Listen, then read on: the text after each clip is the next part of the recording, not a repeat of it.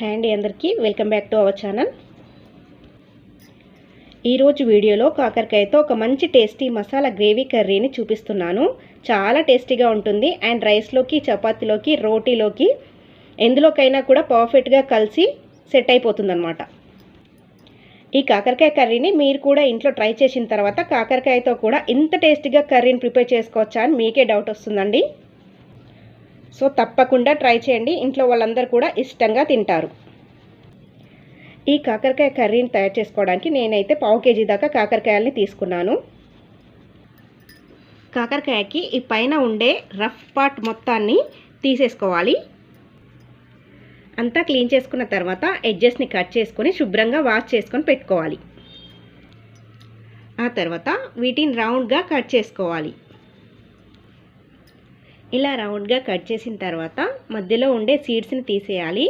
ఈ కర్రీకి మధ్యలో ఉండే విత్తనాలు తీసేయాలండి, ఉంటే అంత పెద్ద టేస్ట్ ఉండదన్నమాట. సో మనం కాకరకాయతో ఫ్రై చేసుకునేటప్పుడు ఈ విత్తనాలతో సహా చేస్తేనే అది టేస్ట్ బాగుంటుంది. ఈ కర్రీలోకి మాత్రం విత్తనాలు ఉండకూడదు, సీడ్స్ మొత్తం తీసేయాలి. ఇలా రౌండ్గా కట్ చేసుకున్న తర్వాత ఇందులోకి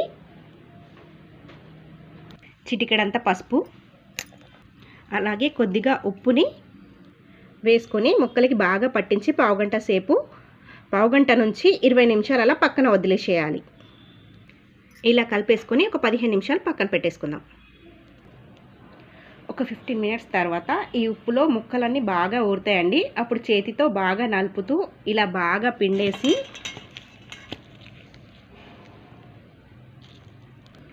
చూసారు కదా, ఇలా వాటర్ మొత్తాన్ని బాగా పిండేసి పక్కన తీసుకోవాలి. ఇలా చేయడం వల్ల కాకరకాయలో అస్సలు చేదు అనేది ఉండదండి. లేదు చేదు తినాలి అనుకుంటే మాత్రం ఈ ప్రాసెస్ని స్కిప్ చేసేయండి. జనరల్గా పిల్లలు చేదు తినడానికి ఇష్టపడరు కదండి. సో ఈ ప్రాసెస్తో చేస్తే కనుక పిల్లలు కూడా ఇష్టంగా తినేస్తారు. ఈ ముక్కల్ని ఇప్పుడు పక్కన పెట్టేసుకుందాము. ఇప్పుడు మసాలా ప్రిపేర్ చేసుకోవడానికి స్టవ్ పైన బౌల్ పెట్టి అందులోకి 2 టేబుల్ స్పూన్ దాకా వేరుశనగ గుళ్ళు వేయాలి. ఇవి కాస్త దోరగా ఫ్రై చేయాలి. లో ఫ్లేమ్లో లైట్గా వేగిన తర్వాత ఇందులోకి 1 టేబుల్ స్పూన్ దాకా చిన్న ముక్కలుగా కట్ చేసి పెట్టుకున్న ఎండు కొబ్బరిని కూడా వేసి ఒకసారి కలుపుకోవాలి.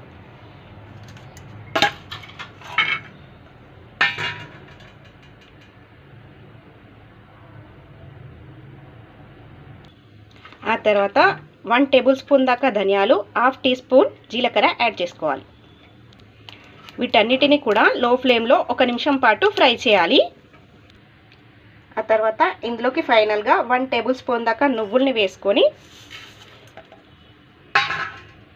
దోరగా ఫ్రై చేయాలి. నువ్వుల్ని వేసిన తర్వాత ఎక్కువసేపు ఫ్రై చేయకూడదండి. ఇవి జస్ట్ 1 నిమిషం పాటు చిటపటలాడేంత వరకు ఉంచి ఆ తర్వాత స్టవ్ ఆఫ్ చేసుకొని పక్కన పెట్టేసుకోవాలి. ఈ దినుసులన్నీ కూడా పూర్తిగా చల్లారిన తర్వాత వీటిని మిక్సీ జార్లోకి ట్రాన్స్ఫర్ చేసుకొని ఇందులోకి 4 లేదా 5 వెల్లుల్లి రెబ్బలు,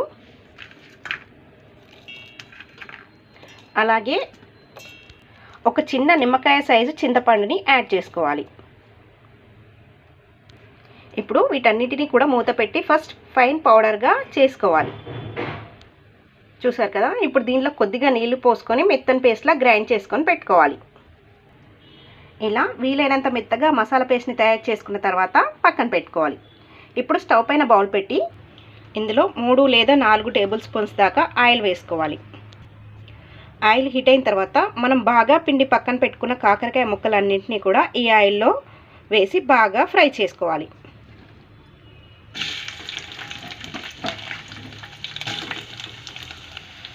ఈ ముక్కలన్నీ కూడా కొంచెం క్రిస్పీగా అవ్వాలి. అంతవరకు కూడా మంటని లో టు మీడియం ఫ్లేమ్లో మంటను అడ్జస్ట్ చేసుకుంటూ చక్కగా ఫ్రై చేసుకోవాలి. ఇలా కొంచెం గోల్డెన్ కలర్లోకి వచ్చి లైట్గా క్రిస్పీగా అయిన తర్వాత ఈ ముక్కలన్నింటినీ కూడా ఒక ప్లేట్లోకి తీసుకోవాలి. ఇప్పుడు ఇదే ఆయిల్లో 1 టీ స్పూన్ దాకా ఆవాలు, 1/2 టీ స్పూన్ జీలకర్ర, అలాగే చీల్చి పెట్టుకున్న 2 పచ్చిమిర్చి చిన్న ముక్కలుగా కట్ చేసుకున్న ఒక పెద్ద ఉల్లిపాయని వేసుకోవాలి. నేనైతే ఇక్కడ ఒక పెద్ద ఉల్లిపాయ తీసుకున్నానండి. మీ దగ్గర మీడియం సైజ్ కానీ చిన్న సైజ్ కానీ ఉన్నట్టయితే చిన్న సైజు అయితే 2 తీసుకొని సన్నగా కట్ చేసుకొని వేసుకోవాలి. అలాగే కొంచెం కరివేపాకు కూడా వేసి ఉల్లిపాయలన్నీ కూడా గోల్డెన్ కలర్ వచ్చేంత వరకు ఫ్రై చేసుకోవాలి. ఉల్లిపాయలు త్వరగా వేగడానికి కొద్దిగా సాల్ట్ వేస్తున్నానండి. ఇలా ఉల్లిపాయలన్నీ బాగా ఫ్రై చేసుకున్న తర్వాత ఇందులోకి పెద్ద టమాటో అయితే ఒకటి లేదా చిన్న టమాటో అయితే 2 ఇలా సన్నగా పొడుగ్గా కట్ చేసుకొని యాడ్ చేసుకోవాలి.